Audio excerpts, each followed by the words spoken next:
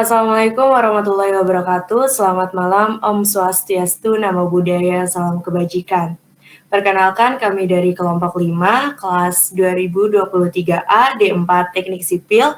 Kami akan mempresentasikan tentang literasi digital dengan dosen pengampu yaitu Bapak Bonda.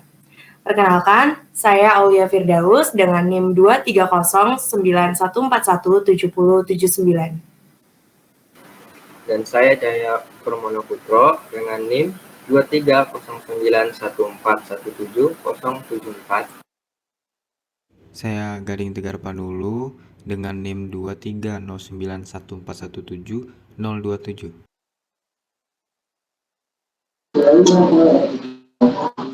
Saya Ika Fitria, nomor NIM 230 194 1776. Perkenalan nama saya. Perkenalkan, nama saya Muhammad Haikal Dika Andrian dengan NIM 23091417217 dari kelas 23A.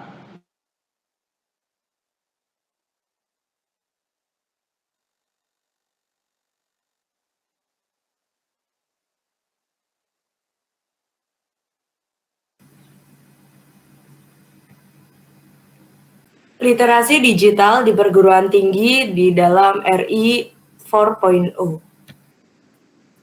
Pendahuluan. Oke, pendahuluan ini kami buat atau presentasi ini kami buat untuk membahas tentang literasi digital yang sangat penting untuk dipahami atau dipelajari oleh mahasiswa dan orang luas tentang hal ini. Literasi digital meliputi kemampuan mengakses, memahami, mengevaluasi, dan menggunakan informasi digital dengan tepat dan efektif. Presentasi ini akan membahas pentingnya literasi digital bagi kita semua. Apa itu literasi? Seperti yang kita tahu, literasi adalah kemampuan seseorang untuk memahami dan seperti menguraikan masalah dengan kemampuan mereka sendiri. Literasi digital sendiri adalah kemampuan untuk menggunakan teknologi digital dengan efektif dan efisien. Literasi digital meliputi kemampuan mencari, mengevaluasi, dan menggunakan informasi yang ditemukan di internet.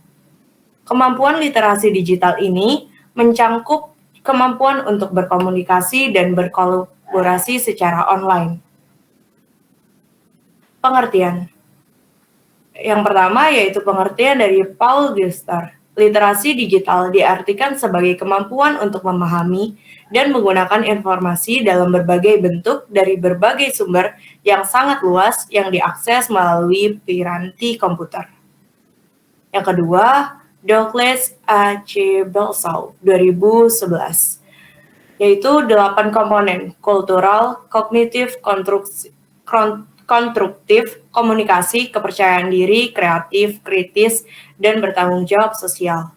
Yang ketiga yaitu Bowden, 2001. Literasi digital lebih banyak dikaitkan dengan keterampilan teknis, mengakses, merangkai, memahami, dan menyebarluaskan informasi.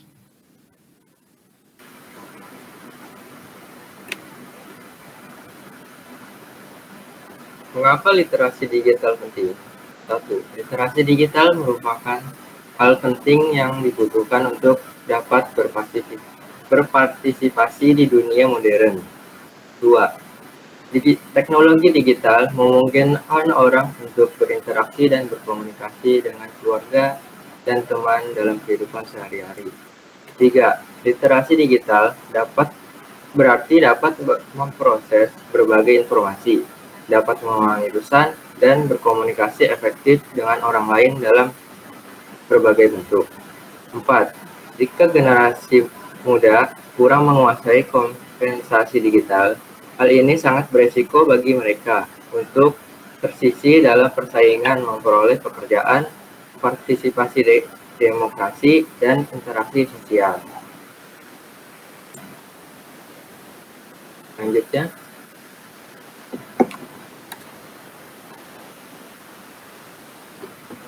prinsip pengembangan. Terdapat 3 tingkatan pada literasi digital. 1. Kompetensi digital yang meliputi keterampilan, konsep, pendekatan, dan perilaku. 2.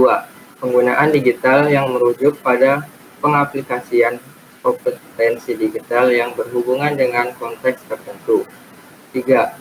Transformasi digital yang membuat kreativitas dan inovasi pada dunia digital.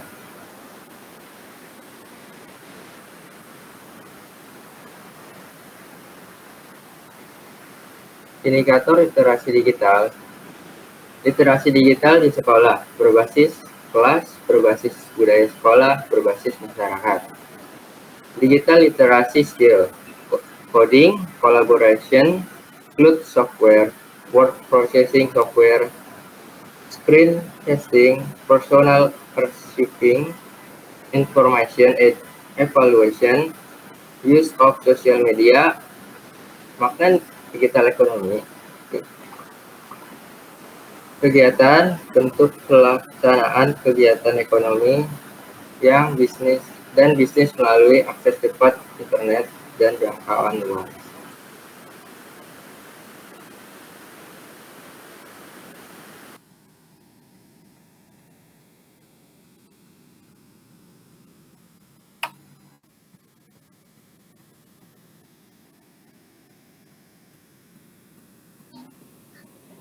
Aktivitas kendala geografis, platform jaringan kerja data digital. Yang kedua, pilar soft hardware internet, e-business, e-commerce. Persepsi digital learning.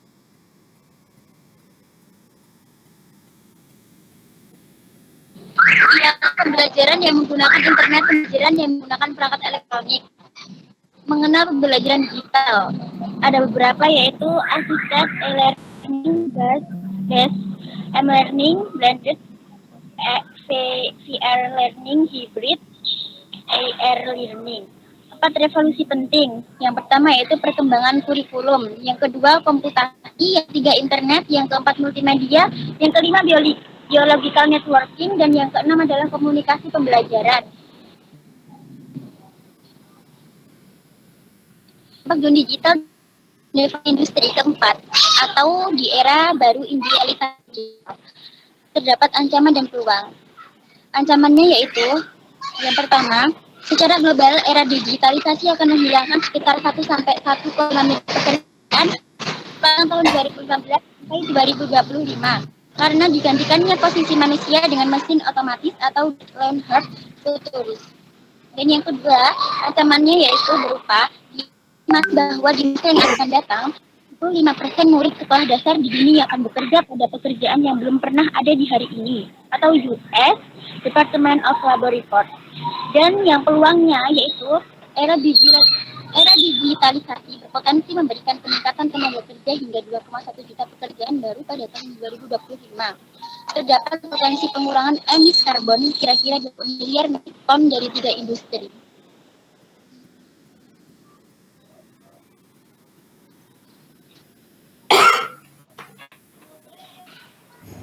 Fungsi ICT dalam pembelajaran. Yang pertama ada sebagai sistem pembelajaran, yang kedua sebagai media pembelajaran, yang ketiga sebagai sumber pembelajaran. Selanjutnya ada faktor pendukung terhadap inovasi pembelajaran berbasis ICT. Yang pertama perkembangan teknologi informasi, yang kedua framework pembelajaran abad 21, yang ketiga momentum generasi milenial, generasi digital. 4. Dukungan dan kebijakan pemerintah integrasi ICT dalam pendidikan. Selanjutnya ada faktor tantangan terhadap inovasi pembelajaran berbasis ICT. Yang pertama ada ketersediaan infrastruktur ICT. Yang kedua ada adanya kebijakan dari pimpinan lembaga. Yang ketiga perlunya peningkatan kompetensi dosen muda. Yang terakhir ada pengembangan perangkat lunak yang relevan. Oke, next.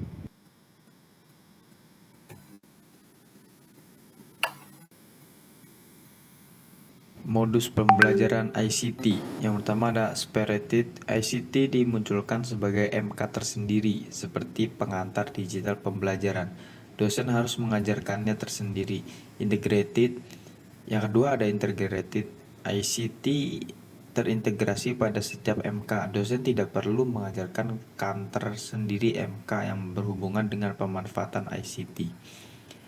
Yaitu ada cara menguasai ICT. Yang pertama mengikuti workshop atau pelatihan ICT. Yang kedua ada belajar mandiri melalui fasilitas internet.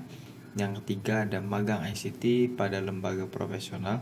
Yang keempat ada belajar dari buku atau artikel-artikel lainnya. Yang terakhir ada proses mengembangkan inovasi pembelajaran. Yang pertama ada ide kreatif atau memikirkan ide kreatif. Yang kedua ada desain model sesuaikan dengan rencana pembelajaran. Yang ketiga ada produksi model inovasi atau perlu adanya kolaborasi yang mengutamakan aspek profesionalisme. Yang keempat ada divisi model inovasi atau uji coba model, tryout, uji model dan uji model ke user. Yang kelima ada diseminasi model.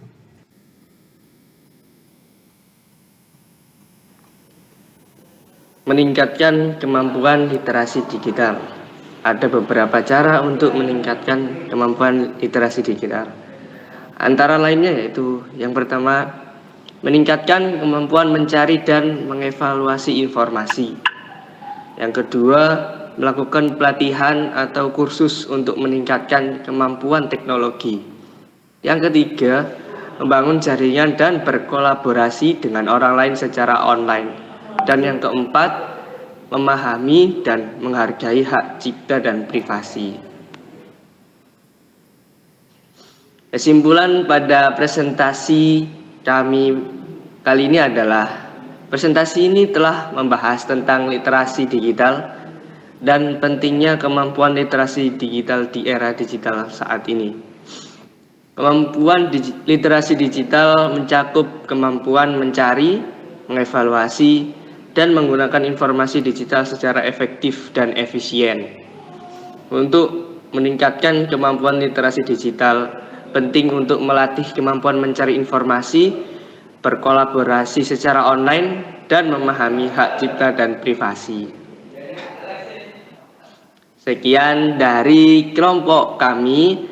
Bila mana ada salah kata, mohon dimaafkan. Kami pamit undur diri. Wassalamualaikum warahmatullahi wabarakatuh.